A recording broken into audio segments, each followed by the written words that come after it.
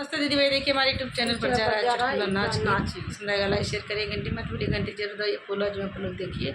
और आगे बढ़ाइएगा। रजना नदी पर होलिया